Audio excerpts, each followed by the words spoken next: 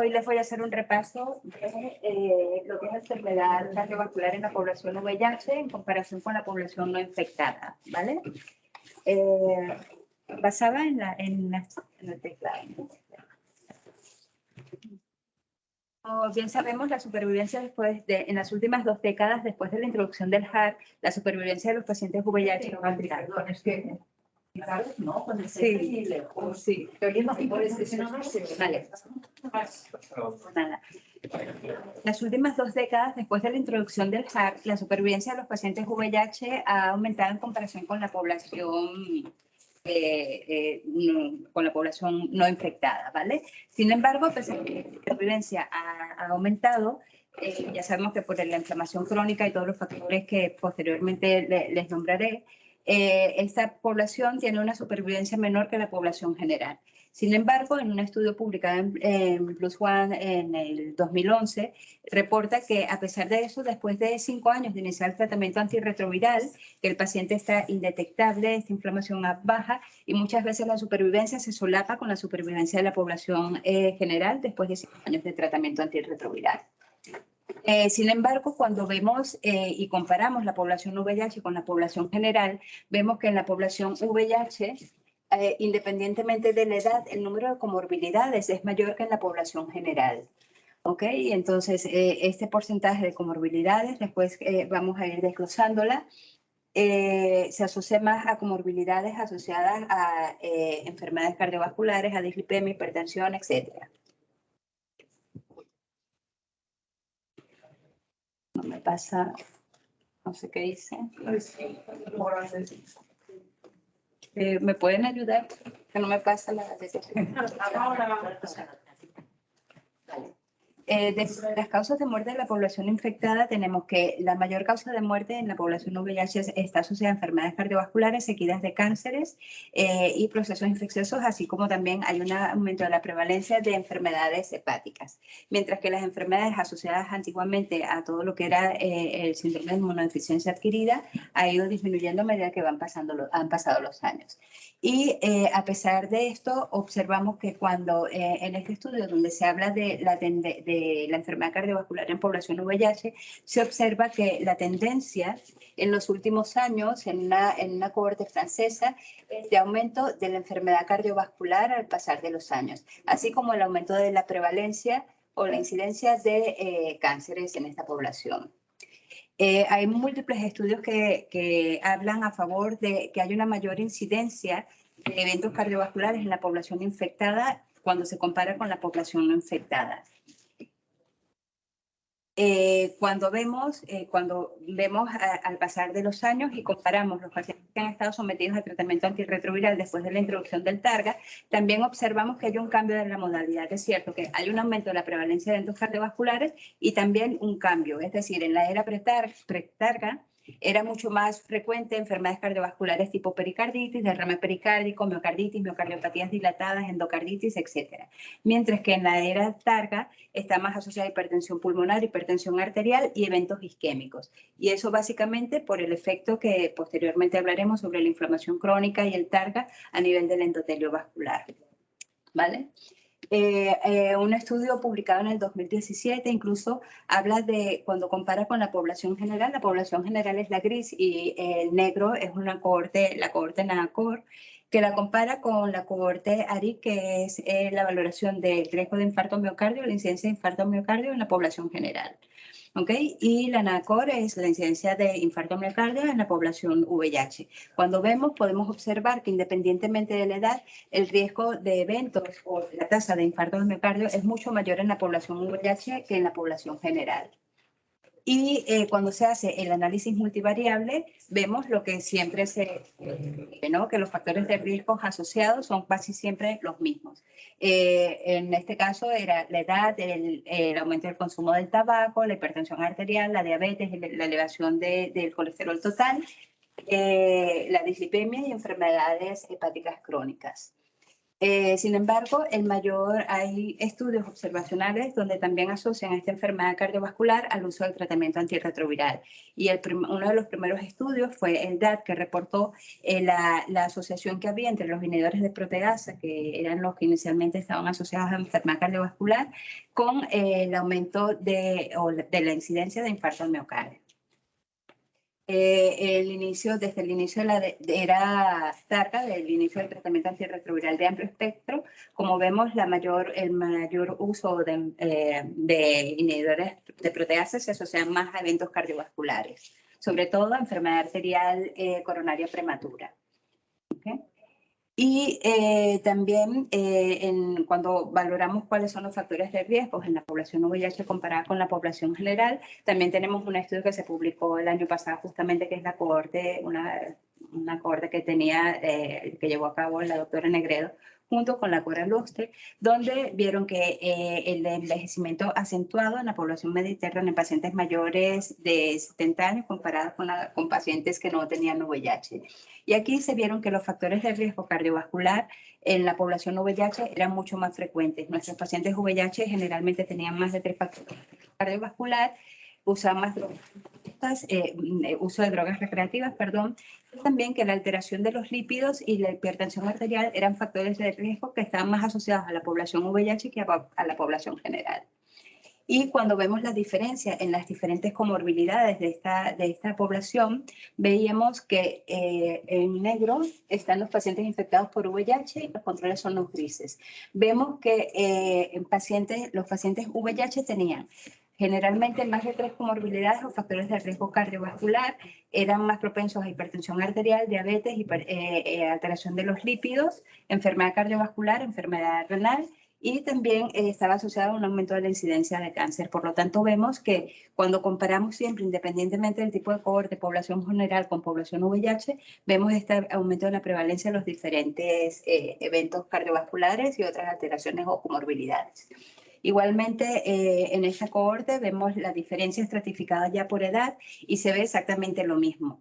Más de 3 factores de riesgo cardiovascular en la población VIH en comparación con los controles, más de 3 comorbilidades, polifarmacia, hipertensión arterial, alteración lipídica y eventos tipo cáncer y enfermedad hepática. Cuando vemos cuál es la causa de muerte asociada a esta enfermedad cardiovascular, vemos que en Estados Unidos la enfermedad cardiovascular es la segunda causa de muerte en pacientes no VIH, lo que representa más o menos un 15%. Y en Europa es la tercera causa de muerte después del cáncer y de las enfermedades hepáticas. Por lo tanto, la prevalencia es bastante importante. Y la muerte causada varía, por lo tanto, la muerte causada por enfermedades cardiovasculares varía en un rango entre el 6 y el 15% en las diferentes cohortes. Como les dije anteriormente, esta evolución desde el inicio del TARCA ha variado y la presentación es muy diferente en cuanto a patología cardiovascular en los últimos años después de la introducción del TARCA. Y vemos que ya aquí se trata o se habla ya más de disfunción sistólica, de muerte súbita, de alteraciones del ritmo y también de enfermedad endotelial asociada al tratamiento asociado a la inflamación. En un trabajo publicado por un grupo bastante conocido que es el Suicon Water, que fue publicado en el 2021, observamos esta evolución. Y lo que reporta muy bien en el estudio es que además de la evolución hay una optimización, una de las principales medidas que se hace es la optimización, o lo que recomiendan es la optimización del tratamiento antirretroviral, que ya lo venimos haciendo desde la introducción temprana del tratamiento antirretroviral para disminuir la inflamación, el uso de 2 regímenes antirretrovirales, que también es preferente para pacientes con elevado riesgo cardiovascular, más que todo para disminuir todo lo que son los trastornos metabólicos asociados a tratamientos antirretrovirales que pueden perjudicar o hacer más propenso a nuestra población a eventos cardiovasculares.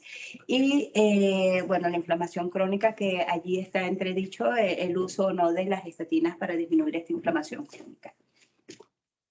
En cuanto a la etiopatogenia de la enfermedad cardiovascular en la población VIH, ya esto lo sabemos todos, generalmente está asociada al tratamiento antirretroviral, al VIH como tal, bien sea por la inmunodeficiencia, por la reactivación del citomegalovirus, por la inflamación crónica que hay que genera trombosis, más dislipemia, disfunción endotelial, etc. Y en cada uno de estos puntos nosotros podemos ir actuando, básicamente para hacer la prevención, bien sea a través de intervenciones o intensificación del tratamiento antirretroviral, o bien sea a través de el inicio de drogas o agentes que se encarguen de la disminución del LDL colesterol, o estrategias con antiinflamatorios, anticoagulantes, o el manejo de los factores de riesgo cardiovascular tradicionales. Hay diferentes efectos a nivel de los lípidos y observamos que los inhibidores de la integrasa generalmente tienen menos asociación a estos efectos a nivel de los lípidos. En cuanto al riesgo cardiovascular, tenemos que hay algunos fármacos que se han asociado al momento con el aumento del riesgo cardiovascular en la población VIH. Inicialmente se hablaba de un aumento del riesgo cardiovascular en los pacientes que tenían dentro de su esquema de tratamiento antirretroviral abacavir. Múltiples estudios de la Corte AEDA, del Danish, SMART, etcétera, hablaron de este aumento del riesgo cardiovascular asociado al uso de abacavir. Esto lo podemos ver, que es el estudio de la Corte NADACOR también, donde hay un aumento significativo asociado al uso de abacavir del riesgo de infarto miocardio. Pero sin embargo, a pesar de que se había asociado, o sea, había hablado de una asociación entre la abacavir y el riesgo cardiovascular, no había un mecanismo biológico que realmente dijera o avalara esta posible asociación. Lo que se hacía la duda en aquel momento era si le indicamos tratamiento con abacavir a nuestros pacientes con riesgo cardiovascular o no. Era una decisión muy personal, realmente no hubo nada que realmente lo justificara, a pesar de que ensayos clínicos lo decían, pero el mecanismo fisiopatológico no era conocido y bueno, al final pacientes con alto riesgo cardiovascular, es decisión del médico, generalmente el abacavir podríamos dejarlo fuera ante la evidencia científica, ¿vale? En cuanto a la prevalencia de hipertensión arterial, la prevalencia en la población general es más de un 45% y varía entre un 15% a nivel mundial, entre un 15 y un 25%. No hay una evidencia de que exista un tratamiento antirretroviral realmente asociado a un aumento del riesgo de hipertensión arterial en esta población. Y los datos nacionales actualmente sitúan a la hipertensión arterial como el tercer factor de riesgo cardiovascular en la población VIH, después del tabaquismo y la dislipemia. Los factores de riesgo asociados con hipertensión arterial en la población VIH son exactamente los mismos factores asociados a la población general, pero aparte de esto se asocia al riesgo de hipertensión un bajo nadir de CD4 y la translocación bacteriana que puede ocurrir sobre todo en las fases iniciales de la infección. Aquí vemos que el impacto de otros tratamientos antirretrovirales, que también se publicó muchos estudios sobre la hipertensión arterial, asociaban más el uso de inhibidores de proteasa, el estudio DAR, a la hipertensión arterial. Los factores o causas persistentes de la asociación de este tratamiento antirretroviral a la enfermedad cardiovascular son múltiples factores. Tenemos la replicación viral, la toxicidad asociada al tratamiento antirretroviral, al lipodistrofia, los factores de riesgo tradicional, la baja regulación celular de las células T, la inflamación persistente, la translocación bacteriana, la persistencia de replicación del citomegalovirus y otras comorbilidades. Tenemos que en un estudio también publicado en Plus One en el 2011, observamos que en los pacientes no infectados por el VIH, la activación o la inflamación era, o sea, en los pacientes que estaban no tratados con tratamiento antirretroviral, que es este grupo, la inflamación era mucho mayor que en los pacientes en la población general y en los pacientes VIH. Pero a pesar de eso, Cuando comparamos los pacientes VIH que están tratados con antirretrovirales con la población general, la inflamación todavía seguía siendo mucho mayor en los pacientes VIH, independientemente de que tuvieran el tratamiento antirretroviral, y esto se sabía que estaba relacionado, se sabe que está relacionado a la inflamación persistente, inflamación crónica persistente. También hay otros mecanismos inflamatorios que hacen asociados al tratamiento antirretroviral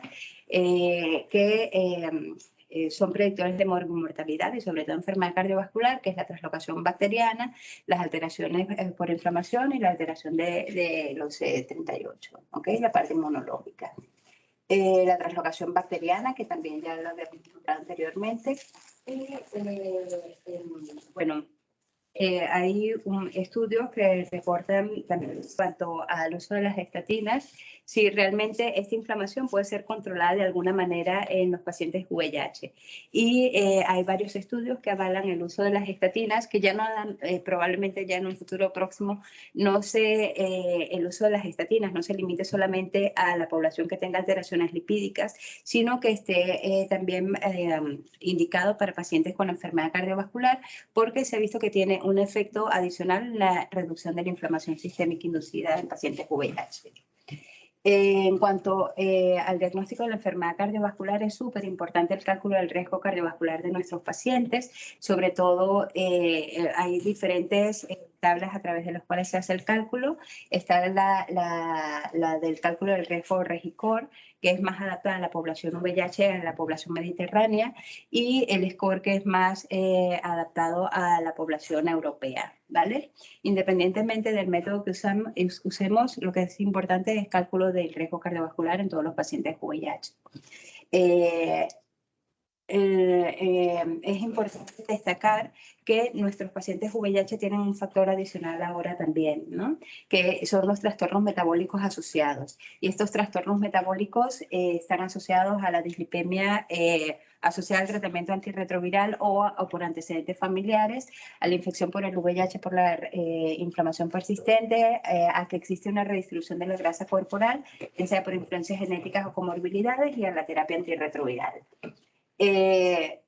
Hay un aumento de los factores de riesgo que inducen a la ganancia de peso asociada al tratamiento antirretroviral, y esta ganancia de pesos está asociada más a moléculas o a tratamiento antirretroviral, más de los inhibidores de la integrasa más al dolutegravir que al victegravir, al dolutegravir igual que al victegravir, y mucho mayor que al raltegravir y el vitegravir.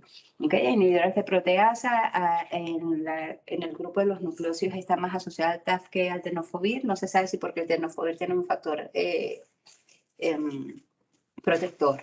Esta ganancia de peso la observamos en los pacientes en tratamiento naive, en tratamiento antirretroviral, pero vemos que es mucho más marcada cuando iniciamos tratamiento antirretroviral con medicamentos tipo dolutegravir y victegravir. ¿Okay?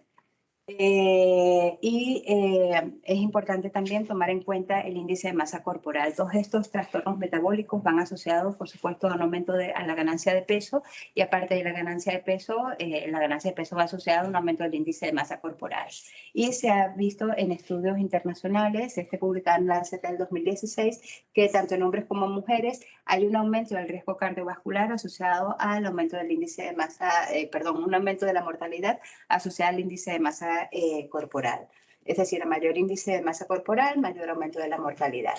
Por lo tanto, lo que se denomina obesidad metabólicamente neutra no existe.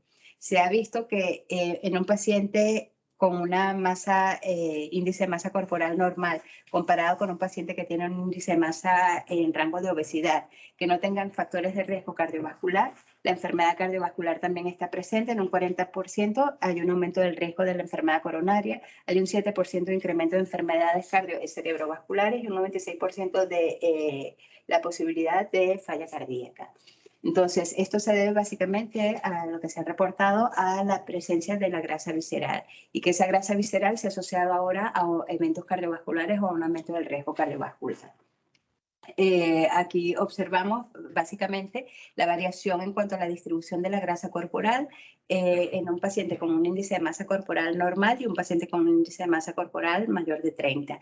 Esta redistribución de la grasa hace que haya un aumento de la grasa visceral, y este aumento de la grasa visceral en los grupos de cohortes, sobre todo en una cohorte seguida por Guaraldi, ha observado que esta grasa está asociada a un aumento del 5%. El inicio del tratamiento antirretroviral está asociado a más de una ganancia, con inhibidores de la integrasa está asociada a más del 5% de ganancia de peso corporal, y había una redistribución de la grasa con aumento de la grasa visceral, y esto estaba asociado, por supuesto, a mayor riesgo cardiovascular. ¿Okay? Esto también fue observado en una cohorte de mujeres donde se iniciaba tratamiento antirretroviral con inhibidores de la integrasa, y se vio que esta ganancia de peso estaba asociada también con un aumento del riesgo cardiovascular. Aquí vemos también la ganancia de peso asociada al riesgo, que es el gráfico anterior, pero más amplificado, donde se ve el aumento de peso con aumento de la circunferencia abdominal e hipertensión arterial en las mujeres. Está asociado a síndrome metabólico, y por lo tanto este síndrome metabólico está asociado más a enfermedad cardiovascular. El estudio NEAD, que ya lo conocemos todo, que es un estudio también donde, se hizo el análisis metabólico y la asociación entre el incremento de peso asociada al uso de dolutegravir, donde vemos que hay una ganancia de dolutegravir, pero que posteriormente, una ganancia de peso asociada al dolutegravir, pero que posteriormente esto se iguala al paso del tiempo. ¿Ok? Hay otros estudios también que hablan de las alteraciones metabólicas y hacen el cálculo o la predicción de eventos cardiovasculares con el cálculo del Framingham y la propensión a la diabetes, y hacen el cálculo, sobre todo el estudio Advance, de la predicción a 10 años de riesgo de diabetes y eventos cardiovasculares. Y en este estudio observan que hay un aumento de obesidad, hay un aumento de peso asociado más a mujeres y a la raza negra, y aumento de la grasa subcutánea. Vemos que en los grupos de tratamiento la grasa está más asociada a los pacientes que estaban en la rama del TAF, por lo tanto parece que la asociación estuviera más relacionada al TAF que a los inhibidores de la integrasa. Y cuando se hace el análisis metabólico, vemos que hay diferencias estadísticamente significativas entre el grupo del TAF y el grupo que llevaba tenofovir. No habían alteración a nivel o diferencias, había diferencias significativas a nivel de lípidos, a nivel de colesterol total y LDL colesterol. ¿Okay? Cuando comparamos la rama de TAF con la rama de tenofovir. Y bueno, esto es más de lo mismo. ¿Okay? La evaluación del cálculo del riesgo cardiovascular era mayor asociada al TAF que al grupo del tenofovir. Por lo tanto, cuando hablamos de eventos cardiovasculares en pacientes infectados que usan TAF, vemos que probablemente existe una asociación entre el uso de TAF, el aumento de peso, el aumento de la circunferencia abdominal, de la grasa visceral y del riesgo cardiovascular en esta población. Por lo tanto, está asociado al incremento del riesgo de eventos cardiovasculares el TAF. Sin embargo, ¿qué podemos hacer? ¿Qué decidimos? ¿Inicio o tratamiento con TAF o tenofovir? Cada uno tiene sus pros y sus contras, y por lo tanto es muy personal la decisión de con qué tratamiento iniciar a nuestros pacientes, pero lo que es común para los dos es la eficacia virológica de ambos, el perfil de resistencia, y que ambos están disponibles en una dosis única. Sin embargo, al TAF se ha asociado un peor perfil lipídico, un aumento de peso con potencial riesgo cardiovascular, un aumento de resistencia a la insulina, en embarazo está interrogado, y el uso con rifampicina también. En un estudio que se hizo, sobre todo en una población, para ver las alteraciones del peso asociadas en pacientes que estaban utilizando PrEP, observamos que la ganancia de peso se observó más que todo en el grupo de cabotegravir comparado con el CTDF. ¿Ok? Entonces, no sabemos realmente si esto se debe a esta ganancia de peso está atribuida al grupo de las integrasas como tal, o atribuida al uso del TAF, que está integrado dentro de las píldoras del tratamiento de CTR asociadas a los inhibidores de la integrasa. Cuando comparan la ganancia de peso asociadas al tratamiento antirretroviral, bictegravir y dolutegravir, realmente en pacientes tratados no reportó gran alteración o fue igual en ambos grupos la ganancia de peso. Y en el estudio AMBER también observamos que hay un incremento de la ganancia de pesos en pacientes que estaban en tratamiento con TAC versus tenofovir. Más de ganancia de peso, ¿ok? Pero para finalizar, lo más importante a destacar es que no solamente esta ganancia de peso aumenta el riesgo cardiovascular por la ganancia y el aumento de grasa visceral, sino que también esos depósitos de grasa pueden hacer que tengan esteatosis hepática. Y que en los estudios que nos han demostrado hasta ahora, hay una alta prevalencia de esteatosis hepática en la población general, y esto es prácticamente un 55% a nivel mundial, y que no solamente lo observamos en pacientes que tengan enfermedad hepática crónica, sino lo observamos también en la población general y en pacientes infectados con VIH. Es decir, que tenemos que tener mucho cuidado en pacientes con estatosis hepática, aunque el paciente sea delgado, porque está asociado a un alto riesgo cardiovascular.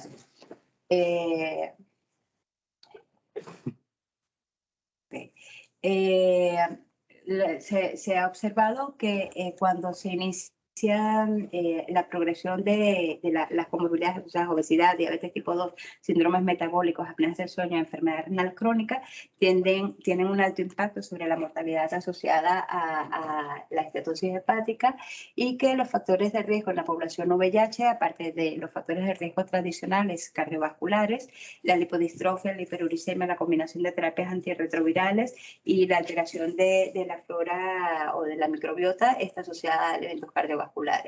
Obesidad más de 30% está asociada a un incremento de la grasa visceral, y esto a un incremento de la estatosis hepática y al riesgo cardiovascular.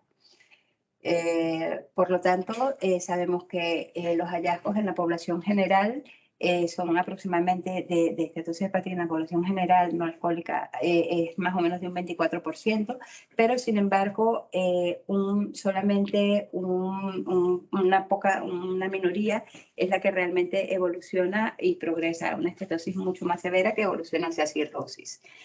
Por lo tanto, los cambios en estilo de vida, no solamente para el manejo del riesgo cardiovascular, sino también para la estatosis hepática, juegan un papel muy importante, pero estos cambios de estilo de vida solamente se producen mejoría cuando hay una disminución de más del 10% de peso. Eso, como vemos, una disminución de más del 10% de peso está asociada a una resolución de la esteatosis, a una regresión de la fibrosis, a una mejoría de la esteatosis y a mejoría de la calidad de vida. Por lo tanto, como conclusión tenemos que debemos, antes de individualizar, antes nos centramos en individualizar el tratamiento antirretroviral en los pacientes, y ahora debemos individualizar el perfil metabólico o el perfil de nuestros pacientes.